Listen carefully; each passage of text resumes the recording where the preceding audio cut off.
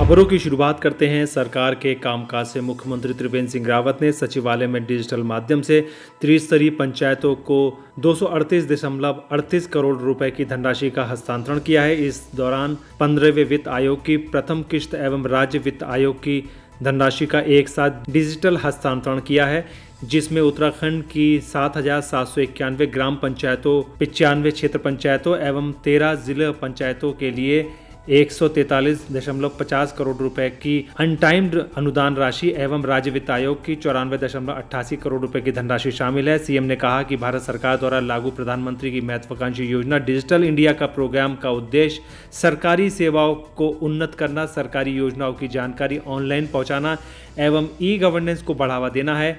PM द्वारा राष्ट्रीय पंचायत दिवस के अवसर पर 24 अप्रैल 2020 को ई ग्राम स्वरोजगार पोर्टल का शुभारंभ किया गया है। उन्होंने कहा कि इससे जहां एक और राजकीय कार्यों में पारदर्शिता बढ़ेगी, वहीं पोर्टल के माध्यम से पंचायतों को केंद्रीय वित्त एवं राज्य वित्त व अन्य स्रोतों से प्राप्त धनराशि एवं पंचायतों में कराए जा रहे विकास कार्यों की प्रगति के साथ साथ अन्य जानकारी भी प्राप्त कर सकते हैं। खबर भारत चीन पर बने पुल के टूटने की।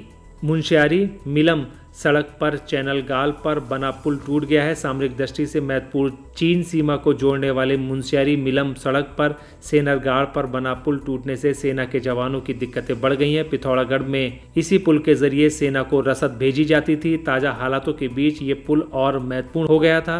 दरअसल पुल से पोकलैंड मशीन लदा ट्राला गुजर रहा था। ट्राले में लदी पोकलैंड मशीन नदी में समा गई। हादसे में ट्राला चालक और पोकलैंड ऑपरेटर गंभीर रूप से घायल हो गए। मशीन सड़क निर्माण के लिए जा रही थी। हादसे की सूचना पर स्थानीय लोग भी वहां पहुंच गए थे। गांव में पुल टूटने से सीमांत के 2 दर्जन से अधिक माइग्रेशन गांव का मुनस्यारी मुख्यालय से संपर्क टूट गया।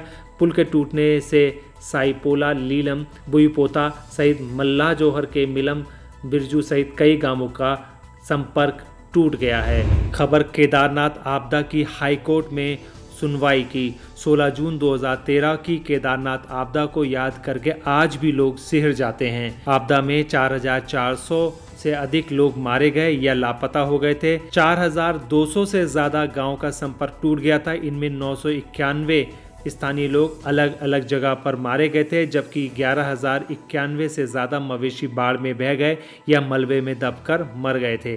ग्रामीणों की 1,309 हेक्टेयर भूमि बाढ़ में बह गई थी। 2,141 भवनों का नामो निशान तक नहीं बचा था। इसके अलावा यात्रा मार्ग में फंसे 90,000 यात्रियों को सेना ने और 30,000 लोगों को पुलिस ने बाहर निकाला था। मामले में 7 साल बाद उत्तराखंड हाई कोर्ट ने 2013 में केदारनाथ आपदा के मामले में सुनवाई करते हुए बाडिया इंस्टीट्यूट देहरादून से 1 सप्ताह में जवाब दाखिल करने को कहा है। अपने सवाल पर कोर्ट ने केदारनाथ त्रासदी में लापता लोगों के शवों को खोजने के लिए कौन कौन से वैज्ञानिक तरीके इस्तेमाल किए जा सकते हैं, इसका जवाब भी मांगा है।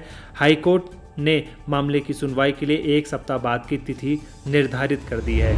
खबर विपक्ष और राजनीति की। उत्तराखंड के राजकीय पॉलिटेक्निकों में कार्यरत 230 संविदा शिक्षकों को निकाले जाने पर नेता प्रतिपक्ष इंदिरा हृदयेश ने एक बार फिर भाजपा सरकार को आड़े हाथों लिया है। नेता प्रतिपक्ष इंदिरा हृदयेश ने राज्य सरकार द्वारा निकाले गए शिक्षकों को शीघ्र बहाल करने की मांग की है। उन्होंने कहा कि 7 से 10 सालों से राजकीय पॉलिटेक्निक में कार्यरत संविदा शिक्षकों को सरकार द्वारा हटाया गया है, जो अन्यायपूर्ण है। इस दौरान नेता प्रतिपक्ष ने राज्य के मुख्य सचिव से वार्ता कर संविदा शिक्षकों की समस्याओं से अवगत भी कराया, जिस पर मुख्य सचिव ने उचित कार्रवाई करने का आश्वासन दिया है। नेता प्रतिपक्ष ने कहा, प्रदेश के राजकीय पॉलिटेक्निकों में शिक्षकों की कमी के कारण छात्रों की पढ़ाई ठीक से नहीं हो पा रही है। उन्होंने कहा कि सरकार शीघ्र इन शिक्षकों की सेवाएं बहाल करे, जिससे राजकीय पॉलिटेक्निकों में अध्ययनरत लगभग 13,000 छात्र छात्राओं का भविष्य उज्जवल हो सके, जबकि सभी शिक्षकों की आर्थिक स्थिति भी सुधार हो सके, क्योंकि वो भी बेहद परेशानी में हैं। खबर शासन में आईएएस, आईएफएस और पीसीएस अफसरों के तबादलों की। उत्तराखंड शासन ने 9 अधिकारियों के कार्यक्षेत्र में बदलाव किया है। कई अधिकारियों को अतिरिक्त जिम्मेदारी भी दी गई है। इसके अलावा कई अधिकारियों के विभागों को कम किया गया है।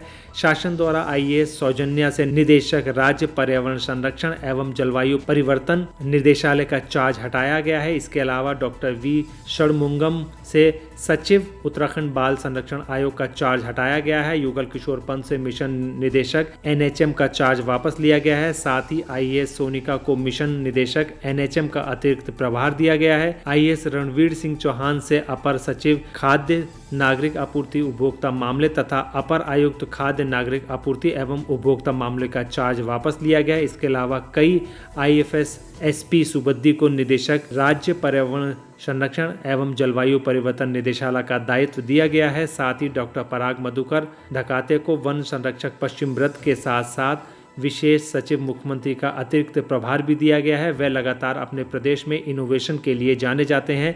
हल्द्वानी का बॉटेनिकल गार्डन, हल्द्वानी के अंतर्राष्ट्रीय जू की रूपरेखा तैयार करना, नैनीताल जू का पुनर्निर्माण सहित कई बड़े प्रोजेक्ट को डॉक्टर पराग मधुकर ने ही अंजाम दिया था।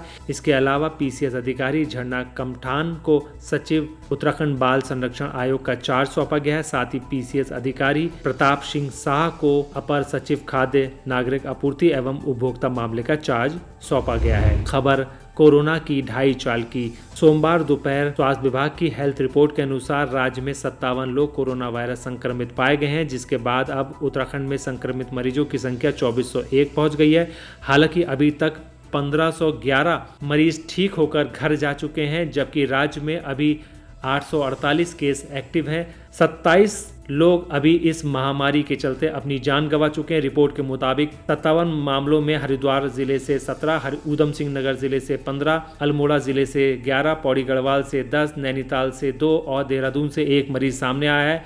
अभी तक 3999 जांच रिपोर्ट पेंडिंग पड़ी हैं। वहीं देहरादून जिला अभी तक 607 मरीजों के साथ सबसे टॉप पर है, जबकि नैनीताल को पछाड़कर टिहरी गढ़वाल 377 मरीजों के साथ दूसरे नंबर पर आ गया है। खबर शहीद उत्तराखंड के लाल की। एक तरफ चीन ने गलवान घाटी में भारत के नाक में दम कर रखा है, तो दूसरी ओर जम्मू कश्मीर में पाकिस्तान लगातार सीज फायर का भी उल्लंघन कर रहा है। सोमवार को पुंछ के कृष्ण नदी सेक्टर में पाकिस्तान ने फायरिंग की है। हालांकि बदले में भारतीय सेना भी पाकिस्तान को फायरिंग कर मुंह तोड़ जवाब दे रही है। इसी मुठभेड़ में उत्तराखंड के एक लाल के शहीद होने की खबर से प्रदेश में फिर से शोक की लहर दौड़ गई है। लेफ्टिनेंट कर्नल देवेंद्र आनंद ने कहा कि पाकिस्तानी गोलाबारी का जवाब देते हुए हवलदार दीपक कार्की गंभीर रूप से घायल हो गए और बाद में वह शहीद हो गए। शनिवार को पाकिस्तान में उत्तरी कश्मीर के बारामूला जिले में 2 इलाकों और राजौरी जिले के नौशेरा सेक्टर में गोलीबारी की गई है। बारामूला में LOC पार से हुई पाकिस्तानी गोलाबारी में 6 लोग घायल भी हुए थे। खबर खेती किसानी और स्वरोजगार की। पशुओं के भरण पोषण के लिए ग्रामीणों के KCC से मदद दी जाएगी। मत्स्य पालकों की तरह अब पशुपालकों को भी KCC से लोन मुहैया कराया जाएगा।